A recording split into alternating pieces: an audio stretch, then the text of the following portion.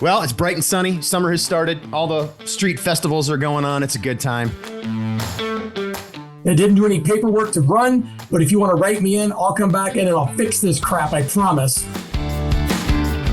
Small towns are the heart and the soul. When people serve, then they take pride in their community. I'd rather be in the background. I'd rather government be boring in a lot of ways. The feeling of real is something that humans want. Welcome to another episode of Leading Iowa. I'm your host, Dave Martin. With me, as always, is my co-host, your mayor of Dubuque, Brad Cavanagh. Brad, welcome. Good to see you again. I always love that. You're mayor of Dubuque. You're mayor of Dubuque. It's like everybody in Iowa is just going to live in Dubuque. I love how you say that every time. Well, it is your favorite city in Iowa, is it not? It sure is. Yeah. So everyone should be flocking to you is what I'm thinking. I would agree. But, we'll see if everybody else does. We'll see if everybody else does. How are things in Dubuque? What's going on? How's the track team? Well, it's bright and sunny. Summer has started. All the street festivals are going on. It's a good time. Track ended well. So, right. Yeah, my son did a pretty good job. He's getting faster and faster. All the seniors are saying, hey, you're going to be great when you're a senior. So we'll see how it goes. And how's the senior doing? It's great. Yeah. So I've got a son graduating from high school. Now what? On Saturday. Oh crazy, my! Dave. Saturday. Do you get as mayor? Are you like the guest speaker? Do you get? No. One of the nice things about high school graduation is nobody cares if the mayor's there. It's kind of nice. You get to be just a parent. You get to just show up and do it just like everybody else, and I always appreciate that. So I'll just be fitting in the crowd. All right, good. Well, I hope you get through the weekend of graduation and graduation parties. If you can get through to Monday, everything will be fine. So who are we talking to today? We have got the mayor of Truro, Iowa, Bryan Arzani, with us today. And Bryan and I just met. We've never met before, so I'm really excited to hear what he has to say today. How you doing, Bryan? Hey, I'm doing great, Brad. Thank you so much, Dave. I appreciate being on here. Not sure if I'm worthy to be here, but we'll see where it goes. Well, you are absolutely worthy. We will find out in just a moment, or you're absolutely worthy. One of those two things is true. So one of the things that we're doing at the League of Cities this year is we're putting a little bit of focus on small cities and small city mayors, and you absolutely qualify because I looked up Truro, Iowa, and I looked up under news, and I did a Google search, and I found nothing. And we swapped emails a little bit before this, and it turns out you're the mayor. You are a write-in mayor who won your first election. You have one full-time city employee, a couple of part-time employees, and you. So my first question is, what's it like to be the mayor of a city that's that small? What's the population and how small are you? Yeah, I tell you what, it's called a glutton for punishment. It's obligatory in a lot of ways when you move to a small town, but population just over 500. And really the reason we came here is my great-grandfather, built the house we live in, built 1918. We were on the family farm, house just on the outskirts of it. But when I got there, this is no joke, Brad. Within like a month of moving there, the city clerk at that time, 29 years ago, showed up, gave me papers and said, hey, welcome to the city council. And so got on the council in 97 or whatever it is. And then I was silly enough to stick around long enough. I had no idea what was going on. Then I was done and I was going to move on. And the guy that was elected as mayor over the Christmas holiday, he got 4 phone calls, called me. He's like, hey, I'm not doing this. So I got written in as mayor. So I was mayor, got to go through some amazing things, indicting a clerk for embezzlement. That was fun. And then I got on the school board for 13 years. And then in that case, there was a vacant seat. I was appointed. And then 13 years of that. And then the city got kind of wonky and weird and got involved in a bunch of stuff they shouldn't get involved in. Sat in a city council meeting the night before the election. And I wrote a Facebook post. I said, I know it's heated right now. It was a standing room only. And I said, I didn't do any paperwork to run. But if you want to write me in, I'll come back in and I'll fix this crap. I promise. Got 67% of the vote the next day. And so I am here now in my 5th year, I think. I don't know, but it's dog years. But love the community. How did I decide to do it? I'm just too dumb enough to say no. And I guess we get stuff done. And I tell people all the time, if you don't like it, run, do it. But it's a love of service and it's a love of the community. We're a disadvantaged community. We run the whole town on $900,000 a year. I mean, it is ridiculously tough when you think about, safe water, lagoons, DNR regulations, providing a fire and rescue for our local community that's rural. And then, you legally provide a library and streets and parks. And I mean, I tell you, I know more than probably what I should know, but I love it. I donate all of my mayor's salary to the fire department and then probably an additional $5,000 personally just because, you know what, small towns are the heart and the soul. And I'll tell you this and I'll shut up. Some days I wish I'd plug back into the matrix to be naive again and not know what I know, because I lose sleep at night because we hang by a thread and it's a razor's edge a lot of ways. And it takes really good volunteers. I handed away 17 volunteer certificates. I got our insurance company to give me a rider so volunteers could come in and do the work that we are not capable of doing because of funds. And if we didn't have that many volunteers in our small community, and there's more than that, but 17 were recognized, we just wouldn't stay in business, because it's a blessing and a gift. And I love it. When I'm done loving it, I'm out. So, Brad, is that how it worked for you? You went back to town. They handed you a form. You were on the city council, and they wrote you in as mayor. It's just that simple. That was absolutely not the way that it went in my story. No, but you know what's funny though is, are you jealous? I guess my question is for you, Brad. Are you jealous? Yeah, it's a different ball game for sure. But so in Dubuque County, there's a bunch of small towns, and there are quite a few mayors and city council members who have a very similar story to what you just described. It's sort of like, a little town called Centralia. One of our friends became mayor not long ago, and it was basically her turn. Out of all the people who live there, like, hey, it's your turn now. So, there's some mayors that have been around there. We just had Holy Cross, Iowa. We had a mayor down there. Bryan was mayor for, I don't remember how many years, but it was a couple decades. And finally he's like, you know what, guys, I need to get out. Can somebody else step up? And, somebody knew, who happened to be his neighbor right next door, was the one who got talked into doing it. But you know what, here's the uniting factor. It's the fact that what you just said about the love of service. You love your city. You love the place, the people. There's something that draws you to it. For you, there's a lineage there. I mean, you've got ancestry, and there's a connection, and that's a really common theme in every single city that you talk to in Iowa. Yeah.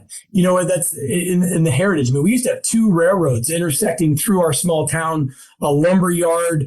I mean, the James brothers, in between their bank robberies, would literally hole up at my great grandfather's farm, work for a nickel a day. Wow. So the city was bigger, right, in the 1800s. And so, but at the end of the day, it's just neat to be able to have a place where it's Mayberry in a lot of ways. I mean, we contract with the county to provide, police and safety.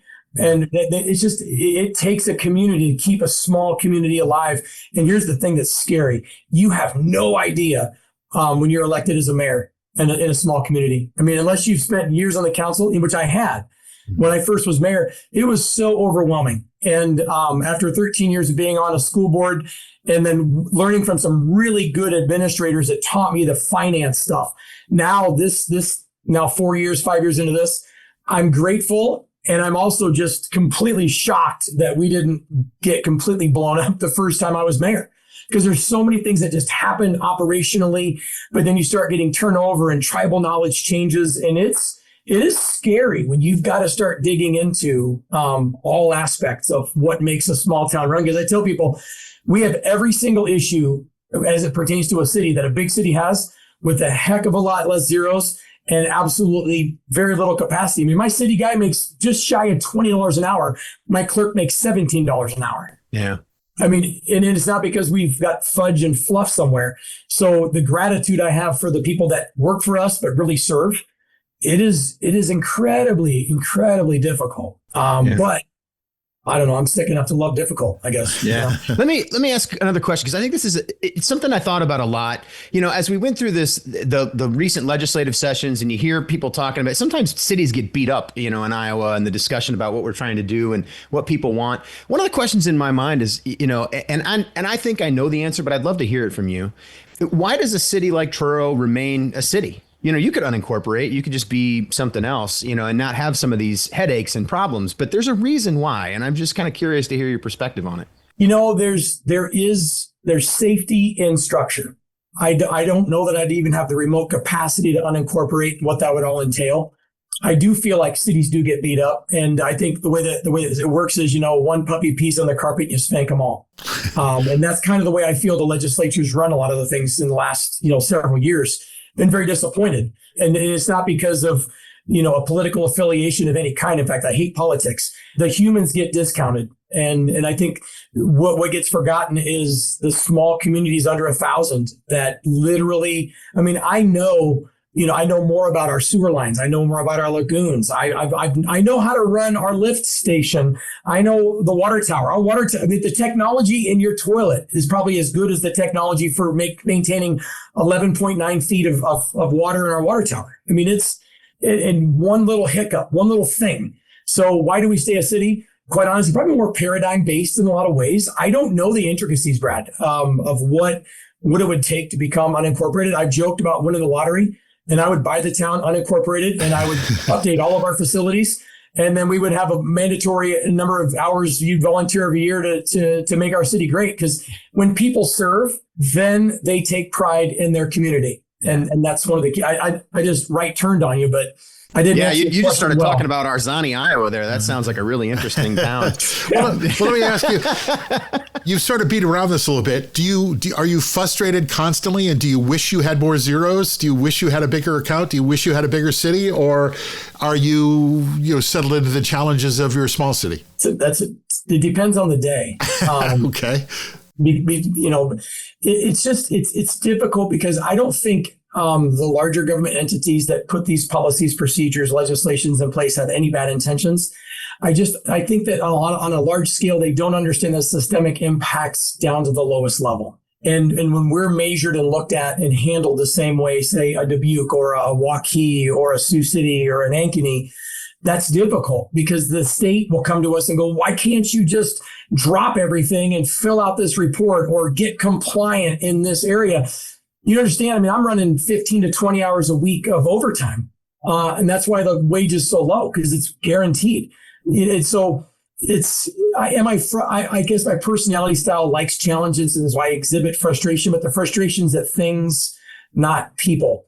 And that's the deal. So, and it's always a fire, right? Right now we're dealing with the new IOC stuff that says if I don't have at least 4 firemen report to every fire within 5 minutes, then they're going to give a number to the insurance agencies that say, we're not going to insure Truro. And I don't think mayors know about this right now.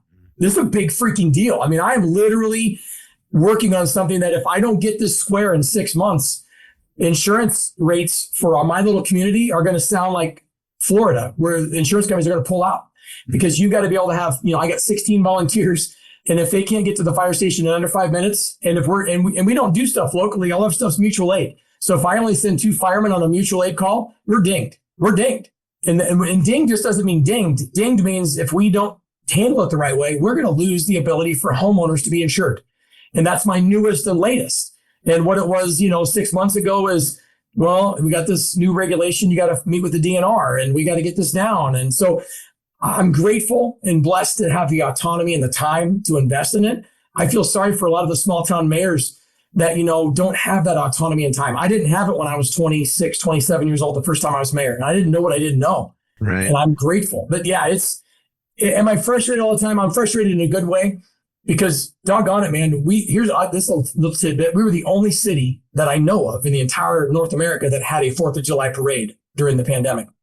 It was cool. We had thousands of people come to Podunk, Truro in a parade that was literally 2.5, 3 miles long. And that's kind of the cool thing that we're able to do.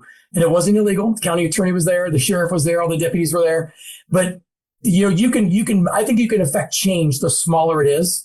I would not do well, Brad, in your role of governance on that systemic level. Well, I was going to ask you about comparing your city to a city like Dubuque, and maybe Brad can jump in on this after, is, do you look at a city like Dubuque or even a city like Indianola that has a public works department, and has a highway department, and has a full-time city clerk at a city clerk with a staff, and go, gee, I wish I had that? Or do you kind of like being sort of wearing all of those hats at different times? Great question, David. My first time around, I was a baby and I made a lot of excuses. Okay. Now, what I figured out is these communities like Indianola, Altoona, Winters, if you call their departments and say, hey, would you help my clerk? They will. And so I get a lot of assistance from these larger communities because I've changed my perspective on how I look at them and go, they know things that, man, if I just allowed my people. So that's how I look at them, David. And now I would love, if I had $100,000 more a year, a budget, yeah, I could do a lot. When we lose, $8,000, $9,000, $10,000 because of a legislative decision, that doesn't cause us to have to tighten our belt. That means that I'm going to have to go raise more money in my personal time to help make sure we can provide not just things that are cool, essential services. And that's the part that's the heartburn part for me.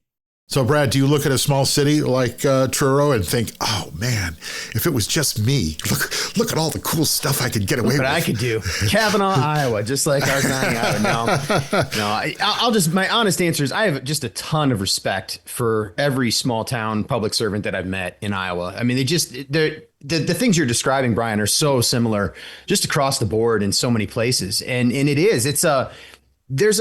there's a level of pride that everybody has in every single place, where they live, where their community, if it's healthy and it's doing well, there's a level of pride there. And that pride in many ways is what keeps people connected and sort of glued together to get this stuff done and volunteer in the way you're talking about, and yeah, you always wish there's more people that would step up and more people that would volunteer. But, in some ways I look around and I think to myself, well, if I'm not hearing from a lot of people, it means their life is going pretty well. They're doing a lot of good things. They're enjoying life where we live. And that's kind of what, I'd rather be in the background. I'd rather government be boring in a lot of ways.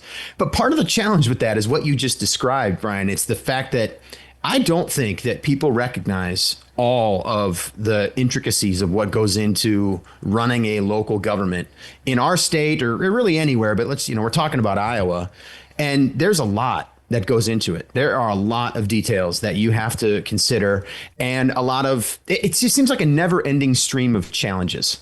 And in times like we live in now, I'll be honest, I've been complaining a little bit to some people that are close to me just about how it feels like it's one crisis after another. Yep. And it's not anybody's fault necessarily, somebody doing wrong, in our city staff or anything like that. It's just the nature of what we're in right now. Yeah. So even as apolitical as we want to be to do our job on a local government level, we can't avoid the international, national, and state stuff because it just sort of keeps everybody a little bit upset all the time. And that I think really is been very stressful for everybody lately. And I know it's stressful for people in local government. So, I don't look at the other cities that are different sizes and sort of wish that I had what we had.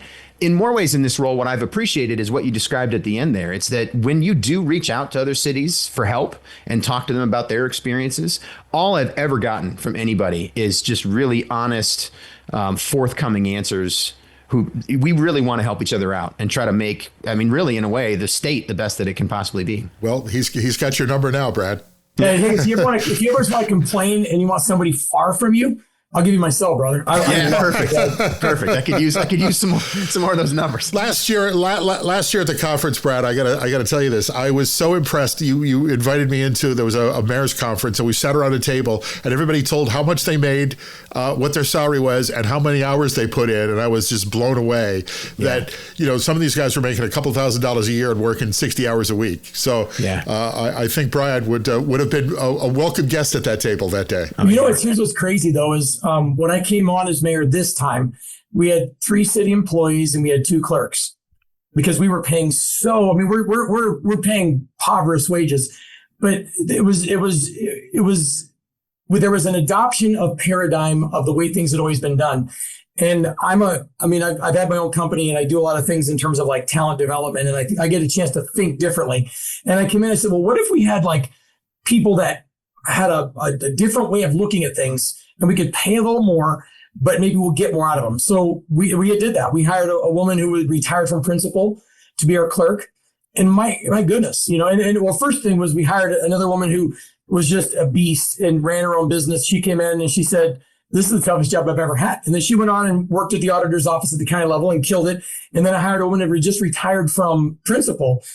Brilliant, smart, wildly talented. And when she told me she was ready to fully retire, I just about cried. But she said to me, Bryan, in my entire career, and she was a high level manager at principal. She said, this last 2 years of my life is the hardest job I've ever had. And my heart sank. Because typically, people look at the clerk job and go, how hard is it to get water bills out and shutoffs? And what do you mean you can't, my meter isn't working right? Or, this street pothole isn't getting filled. And, oh, by the way, I'm getting audited by the state, every 5 years. And so it's wild like you said, it's scary in a lot of ways, but it's it's overwhelming. And the people that do it and go into it, and they don't do it for the money at all. And like, to your point, Brad, we get this fake sense of what government is because we hear all this stinking news about, well, there's $1 billion missing there and $1 billion and multi-million dollars, and we have departments that can't pass audits. You know what? I would love that. Are you kidding me? I'm getting scrutinized over $13 on a budget thing. And here I know for a fact this dude's got the ability to hire a $800,000 lawyer to keep them from getting scrutinized over the $1 billion that they misplaced. So the residents sit there and go, well, why can't you, Brian? Like, we don't have the money. And they're like, oh, you just don't want to spend the money. I'm like, no, come in. I will show you. Yeah. And that's, so there's misperceptions. And then there's an assumption that all government's bad. And then we get lumped into it. Yeah, that's why we're doing the show. And before we get to our questions that we want to ask, I do want to ask one thing. Truro is in Madison County, Iowa, home of the bridges of Madison County. Brad, obviously, I have to add this to my list of places to visit in Iowa. Yes. Tell me, give me your pitch. Why should I visit the bridges? Why should anyone come to Madison County and visit these bridges immortalized in the book and the movie? Man, I'm probably going to get hammered by the economic development director for Madison County here. But here's the thing. If you want to go back in time, right, and see something that's been unmolested, unmodified, and just see how amazing the construction and the development and the way that things were with the spin on the modernization of some things, you're going to get a chance to see really like Americana, what really it is, and not facade. I mean, literally, we just got a bunch of community people that bring out their old quilt and their table and they set up cool stuff. And it's real. I mean, you get the feeling of real is something that humans want because everything is synthetic and it's phone and it's social media and it's fake and it's sensationalized and it's adrenaline. And you get oxytocin, which is that you connect. And that's why I raised my 4 kids here. I got 4 adult children, 5 grandchildren, 1 in heaven. And you know what? Why do you come? Because people want to feel. If you want to be sensationalized, go to Orlando and wait 6 hours, but if you want to feel a human thing that's real and walk up to somebody and like literally walk away going, man, I haven't had that in a while. It's what it is. It's what it is. Wow. I don't know, man. I think your economic development people would love that answer. I'm not getting a phone call. I'm not volunteering. My wife will kick my freaking, you know what. Well, you probably deserve it. So, all right. Well, listen, we could talk for a long, long time. It's been a great conversation. We have some questions we'd like to wrap up the show with. The first one I asked, what makes Truro a real Iowa city, a true Iowa city? You didn't give me these questions ahead of time. I wish I was. No, I did not. On purpose. That's the point. Yeah. What makes Truro a real Iowa city? I think I said it already. The number of, when I took over, you can tell the health of a community, of a civic organization by how many people show up to a city council or school board meeting. When I took over, it was standing room only. We tabled 11 agenda items. In our last meeting, you literally, we had 0 show up. And when we have our community events, they are so well attended. Everybody comes. Our shut-ins, our widows, they get driven up. And what makes it American? It's just people. I mean, and here's the thing: we are a disadvantaged community. A majority of our community makes sub-poverty wages, but yet they still find the time to give, and the neighbors check on each other. There you go, man. That's it. I mean, now here's the deal: I could walk around town in 15 minutes and probably cite X number of properties for being delinquent. And I could find $100,000 of issues with roads just with 1 block of walking, right? So you're not going to come there and drive your super amazing Bugatti and put your $1 million home up and go, man, but if you want a real experience where, you can let your kids walk around, because if you come to my town and you don't fit in, I know within an hour. True story. We had a bank robbery. When I was mayor the first time, and the police were called before the bank was robbed because the individual that drove into town didn't look like they fit. 3 911 calls were made. And as he was walking out, the state trooper and the county, boom. So yeah, if you're there for some nefarious purpose, the right kind of peer pressure, not violence, none of that stuff, but you just don't fit. Well, the next question we have here is, what does good government look like in Truro? Good government is the city does what the city is supposed to do, and it doesn't entertain the crap that shouldn't be in its purview. We provide clean and safe water. Your toilets flush. Your streets are safe, and you feel safe in your community. While you may lock your doors, you're not overly worried if you leave for a couple days. But yeah, clean and safe government is less. It is less. It's a council meeting that's less than an hour. Good government is. Now you're making him really jealous. Here's the thing. We know what to say no to, so we can say yes to the things that matter. So we keep our bullseye on what is most important. And I'm a big fan of that. And my first time around as council member and mayor, I didn't do a good job with that. Got better toward the end, but after 13 years on the school board, when we put kids, teachers, and the support staff in the middle, not the administration, I got really tenacious about what doesn't get on agendas, because I do not do personal interests. I do not do agendas. I don't do political fads. And you know what? That's why I wouldn't get elected in a big city, because they would just crucify me. Well, that's just not fair. Well, you know what? Systems aren't supposed to be fair. Systems are just. The problem is too many politicians want to put their finger in the air and go to what might get them a couple more votes. But the humans don't understand that if we take on social or things that have nothing to do with government, then the government becomes the problem. And and government doesn't shrink itself. So priorities of understanding what is important and the basics. And then every time I call, because I call the people, right? When you're going to get abated for having trash in your yard, or you're going to get abated, you're going to get your water shut off, I'll make a phone call. And I'll let them yell and scream and call me every name in the book. And I go, okay, thank you. Can I explain to you how government works? When you want 3 snowplows and you want 4 police officers and let me explain to you what your water bill looks like. Because we're not the federal government that has a credit card. I balance my checkbook, okay? And it's tighter than yours, I promise. And here's the deal. If I do it wrong, I go to jail. So I'm doing this because the law requires it. So, and here's the thing. Then when I'm done, it's all good. But that takes time, and it takes some skill. But that's what good government is. Knowing what to say no to. Honestly, government should learn to say no to more crap. All of you. I don't care your federal, state, county. Quit saying yes to crap and just focus on what matters. So you've been mayor for a while now, a couple of different terms. Tell me about a good government project that you've been able to implement in Truro that you're really proud of. When my first time around, I was the scoutmaster. So our park was from 1950, had the metal slide that literally would burn your rear, and it had the ramp thing that you could jump. Right.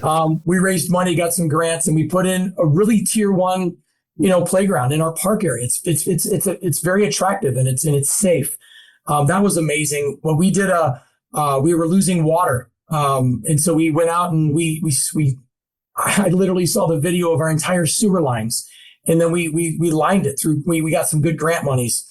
There's been so many cool projects. I mean, we've just as many cool as probably just as many bad, but, I think one of the neat things is we formed a relationship with our local booster club, our betterment committee, and we've grown that into a pretty big event every year. And I call it the Meat Sweats Day, but it's a big barbecue cook-off. And our little town turns into, 1,500 for a day. And smokers from all over the Midwest come. And it's a big deal. When is that? I just got to get the date for that. I can tell you, every year. It's when the Iowa State game is playing. Okay. And we get folks from Kansas City, some big, and then local people. And we have judges, and it's a big deal. It is a big deal. And it's grown. I will volunteer to be a judge. If you need one, I can help David, you out. I'm serious, brother. You're in. Done. Don't. Uh-oh, Brad. I think you already recognized that if you volunteer for something, he's gonna grab me. Yes. All right. Well, Brad, I'll give you a certificate. Yeah. Iowa State. Yeah. It's amazing. And these dudes come in the day before, in women, and they cook all night, and so the whole town smells like barbecue. It's amazing. But here's the neat thing. I mean, we do bags tournaments. We have arm wrestling. We have, the farm tractor pull thing happens. I mean, and little vendors come in and sell their trinkets, and we make it easy for them. And kids all day long are just running around, and it's in a small little area, and you just feel that thing. And every year, new people come in and go, this just I'm like, yeah, it feels like, 1900, So Wow. Okay. Well, this fits with our final question that we always ask. So what is your favorite place in Truro? wow. Woof. These weren't supposed to be hard, You know what? Because when my dad got out of the Navy in 1979, we lived in Truro for a year until my mom and dad bought a house in DeSoto. And that was back when the old high school was there. And my uncle was in high school and he would drive me around town on a 3-wheeler. And I would sit on the handlebars and we would go down these ditches at the city park. And you know what? I could go to the park and just hang out. It's a really cool, a lot of nostalgic things that just bring me back. I love the two ends of town, north and south, they meet gravel. And I love that moment when we get and I only got to go about, 150 yards to get on the gravel. So, wow. Yeah. Well, I don't know how you did this, Bryan, but for the mayor with the smallest town we've talked to this year, this is the longest conversation we've had. So not uncommon. That's my wife. Holy crap. So a lot going on. Bryan Arzani, it was a pleasure to meet you and talk with you, and I will see you at the barbecue cook-off. Brad, as always, wow, just another great tour of Iowa. Yeah, absolutely. Thanks for coming on, Bryan. It was nice to meet you. Thank you for what you do, Brad, and thanks for putting this together, David. Thank you, guys. The Iowa League of Cities, I'm grateful. Now this time I got enough oxygen that I can start to maybe be a little more engaged and learn a little bit more. So thank you. Thank you. And Brad, we'll talk next month. Sounds good, Dave.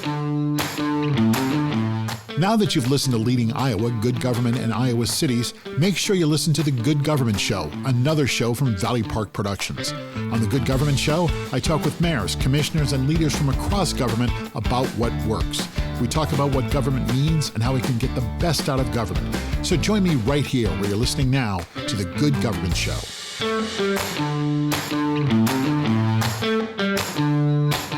That's our show. Thanks for listening. Join us again right here for the next episode of Leading Iowa, Good Government in Iowa Cities. Make sure you like us and share us with your friends. Follow us on Facebook. Leading Iowa is a Valley Park production in association with the Iowa League of Cities.